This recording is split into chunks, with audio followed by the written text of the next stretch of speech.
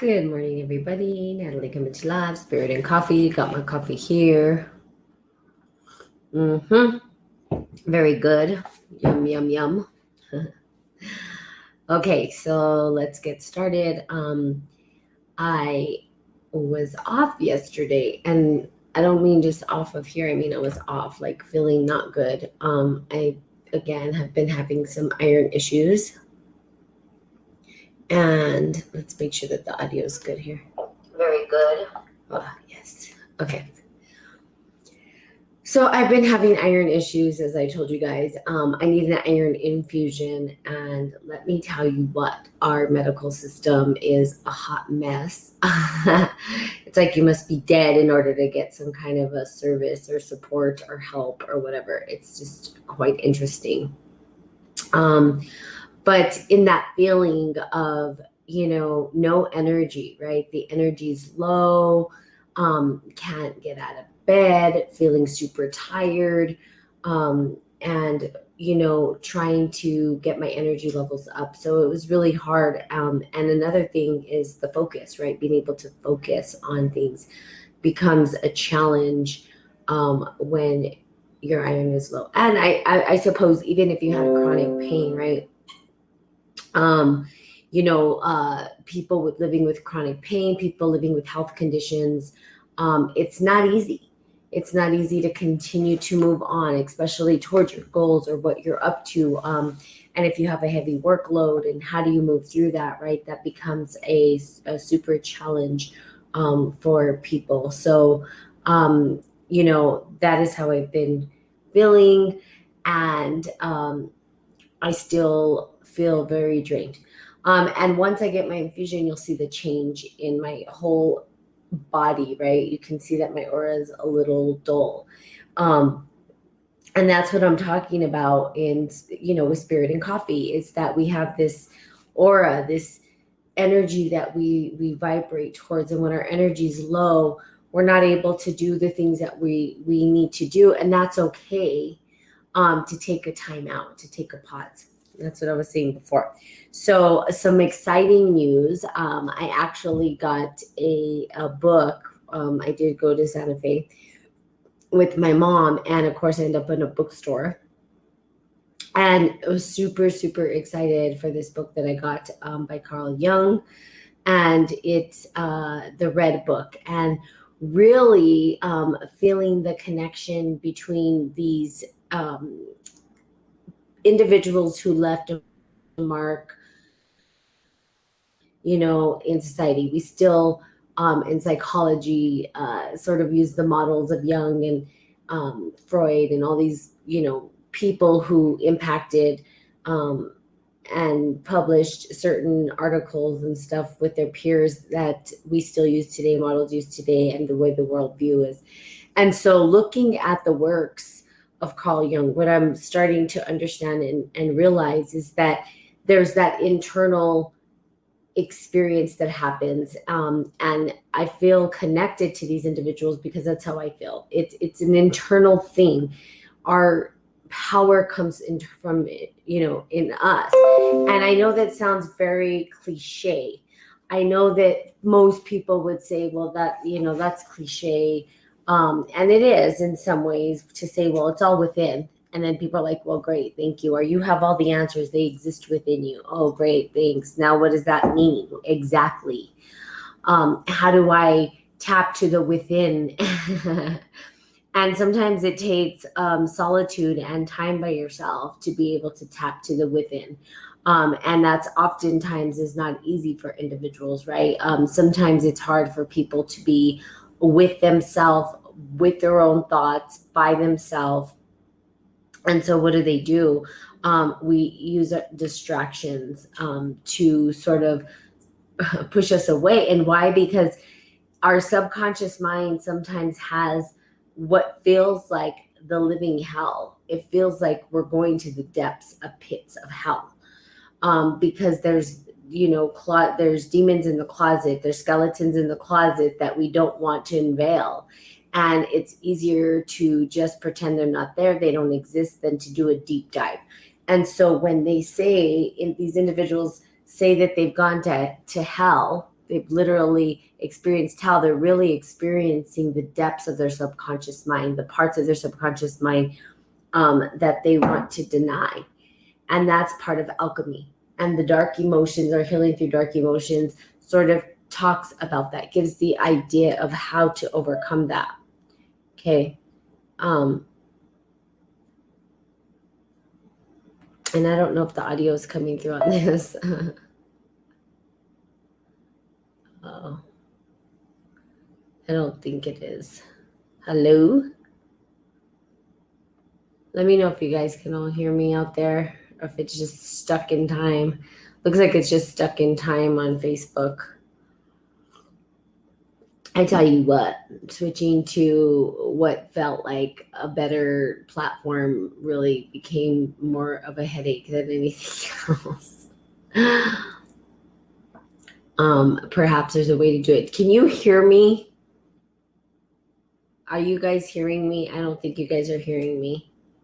I think it's totally not coming through, but let me know. It's sort of frustrating. Especially I have the people on Podbean. Well, there's no one on here now, so I guess it doesn't matter either way. Let me see here.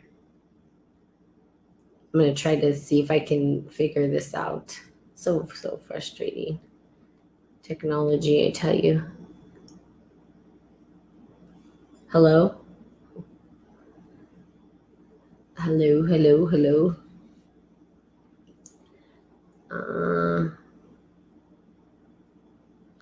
I don't know what it's doing. So frustrating to me. Yeah, it doesn't sound like it's coming through the audio. Great, thank you. Or you have all the answers, they exist within you. Oh, great, thanks. Now what does that mean? Exactly. Oh, okay. How do I don't know. I think the audio is coming through delayed. I don't know what's going on. Anyway, I'm just going to keep going. And if you guys just see my face frozen in a funny way, that's okay too. But these people, these individuals are doing, they've done such amazing work. So part of it is the deep dive into the subconscious mind. How do you do that? You start to spend time by yourself, literally by yourself, taking walks, observing nature, doing meditation. Sometimes I go to the gym, and not sometimes, I go to the gym quite often, and that's my space to just be with me. I don't want to talk to individuals. I'm not there to socialize. I'm there to actually start to think, to contemplate, to listen to my thoughts, to be aware of what I'm hearing in my thoughts. What does that mean for me? What's the dialogue going on?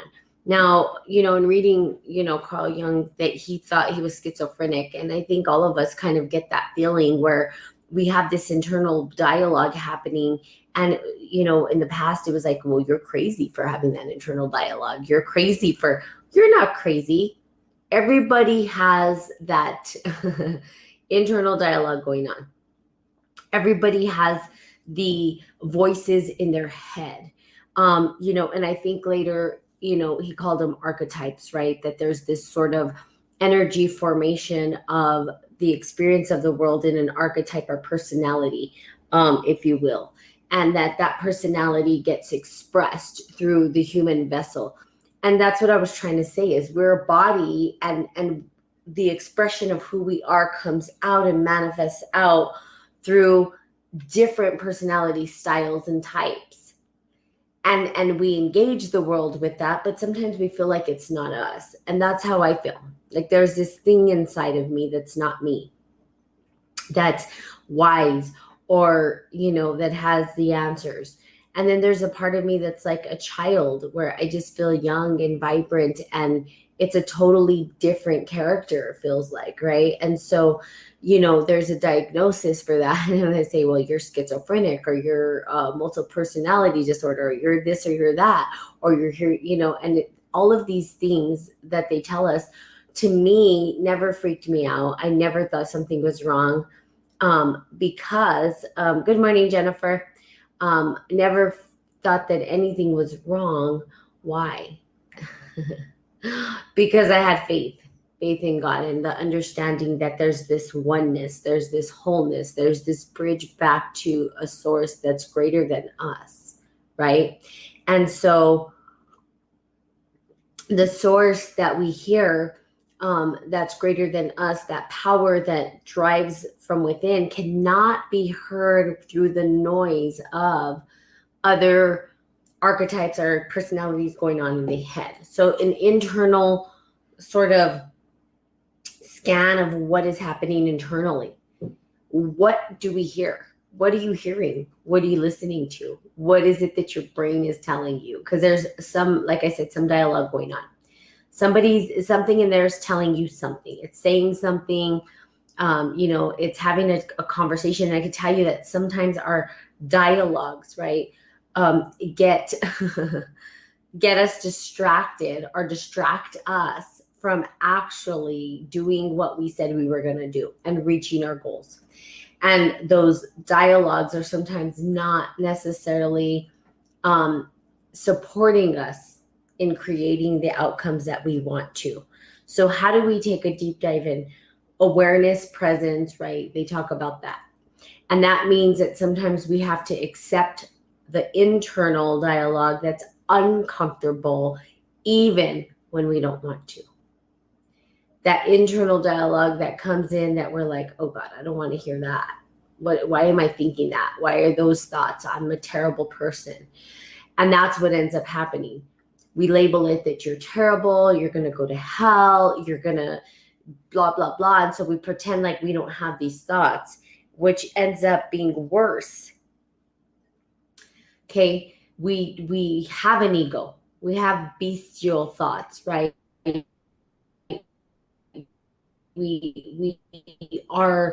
We're this flesh, and this flesh has encapsulated or entrapped certain energies within it.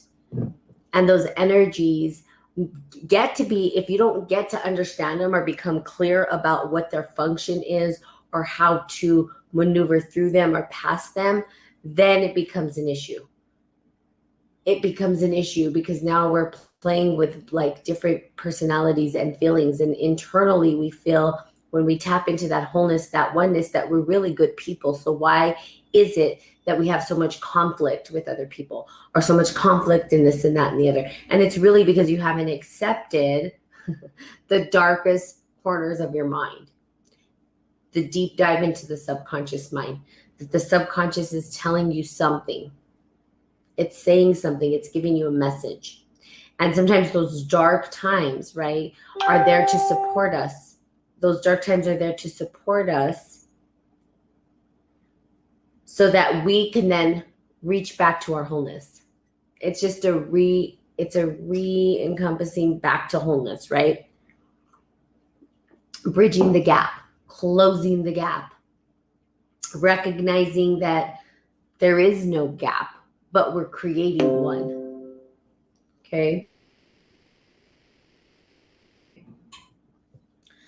The book is amazing. I'm excited. The only reason that I've been a fan of Carl Jung for a long time, archetypes, and I know Carolyn Myss does a lot of work with that, but this book is a depiction of his spiritual journey, which then birthed out a slew of arts and mandalas and all this stuff, which he didn't feel was art. He felt that was a true expression of his soul. Like these pictures had deeper meaning in the spiritual sense for him, and even for individuals, that it's told a story of the connection to the spirit. And it wasn't just art to be displayed on a wall, or a creativity piece, a piece of creativity. It was something that had deeper meaning. And for you can tap into that, like sacred geometry. Those are things that start to occur when we start to tap into the wholeness of who we are. So once we do that, once we feel that wholeness, once we see that wholeness, once we're tapped into the wholeness of who we are, we can start to express, right, that internal dialogue externally and paint the world with our rainbow. There's a world that exists in you. There's a whole universe.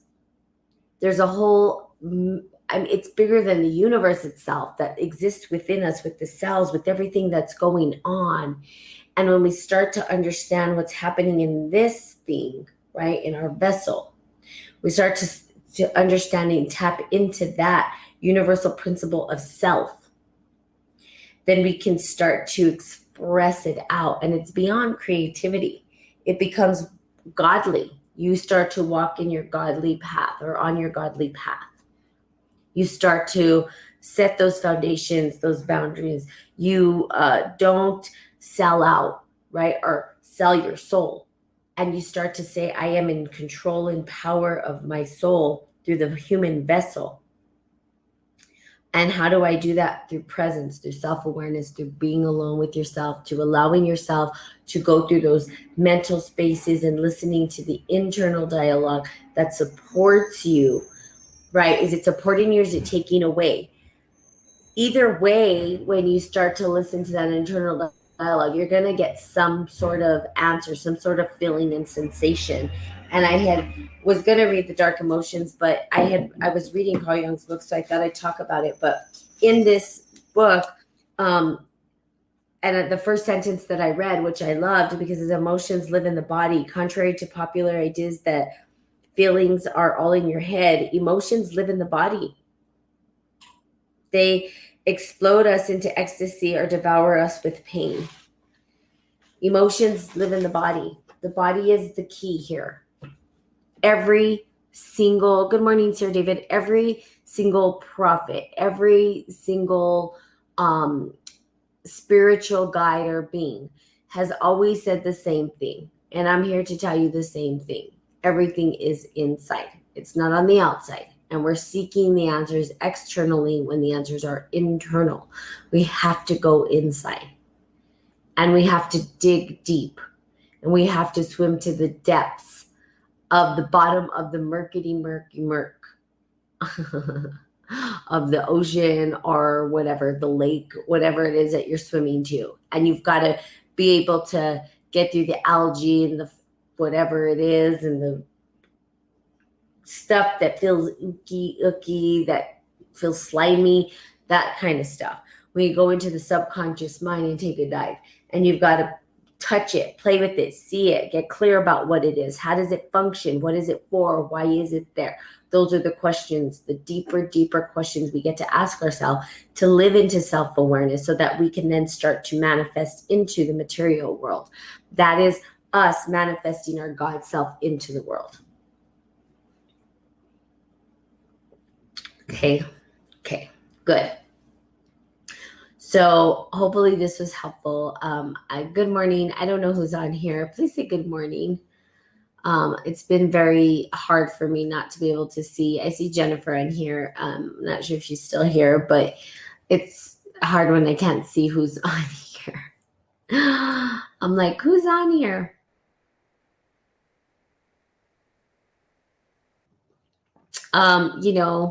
It's okay. No one's out here. I'm like, you know what, God, you got a whole audience of 3. But that's okay, right? It's not about the numbers, it's about the quality. So hopefully I'm delivering quality information so that you can live your best life. That's really about, it's about you. It's about you living your best life. Hopefully this information is like, yes, I can live my best life with this information I've been given. I'm going to continue reading the red book and looking at the depictions. Perhaps I'll show the pictures on here one day. And then I want to dive back into healing through dark emotions, the wisdom of grief, fear, and despair. And I will be getting an infusion soon so I can go longer. I just lack the energy right now, which is not really, it's not good. It's draining for me. So I do apologize. I'm trying to do my best here and leave as much content as I can behind. So hopefully, is that Roberto? Good morning. I think that was you. This is helpful. Again, the internal dialogue is the key. Really being aware of it. not just kind of, but super aware of it. What are the thoughts? What is the mind telling you? What conversations is it having? Is the conversation stopping you from truly living out your best life? Is it hindering your progression in the goals that you're working on? What is the conversation? And perhaps after this, I'll do on my personal page goals, and how our mind sometimes gets in the way of really what we want to create, because that's what happens. It's just the mind is making up stuff constantly. It's constantly going. So there you have it. Please, please, please, please pray. Certainly wish there was more people on here so I could ask for more prayers from individual, but this is enough. You guys are enough. Please pray for me for my iron infusion to go through quickly so that I can have the energy to actually do the things that I need to do. Okay. So there you have it. I love you guys. Have the best Wednesday ever. And of course, I will be on here tomorrow. Even if I'm struggling to get on, I'm going to come. Okay. So love you. Have a great day. And I do apologize if the audio went weird, or the fact that my face is frozen. There you go. Weird frozen face. Doesn't matter. Have a good day, and I will see you tomorrow. Bye-bye.